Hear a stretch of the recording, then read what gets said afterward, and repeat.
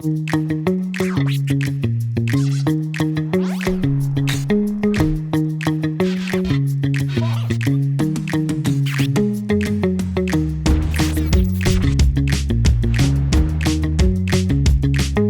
y a un lien dont personne ne parle beaucoup à part la FSU, c'est la question de l'égalité salariale. Quand Elisabeth Borne a présenté sa réforme le 10 janvier, elle a dit « les femmes en seront les grandes bénéficiaires ».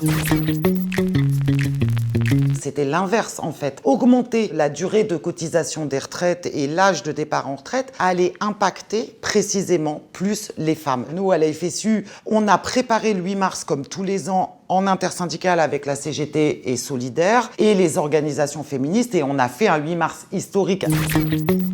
À Paris, il était historique aussi parce qu'on a pris la pluie pendant 4 heures d'affilée, ça a été très difficile, mais un monde fou avec plus de 200 manifestations sur l'ensemble du territoire et on a réussi à dégommer le discours. Aujourd'hui, il n'y a plus personne au gouvernement qui ose dire que sa réforme, elle est plus juste pour les femmes. Une des causes des inégalités salariales entre les femmes et les hommes, c'est la ségrégation professionnelle, c'est-à-dire que les métiers les plus féminisés sont aussi les métiers les moins valorisés. C'est des métiers souvent précaires. Ce sont ces femmes qu'on a applaudies pendant la période de pandémie, les aides-soignantes, les aides à domicile, les caissières, etc.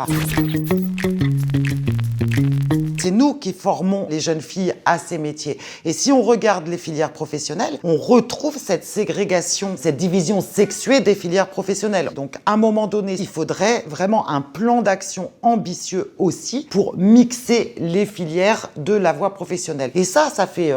je dirais presque 10 ans qu'on le porte auprès du ministère de l'Éducation nationale. C'est quand même pas un dossier qui est très compliqué à mettre en œuvre. Eh bien, on a toujours une réponse négative. Il y a toujours mieux à faire.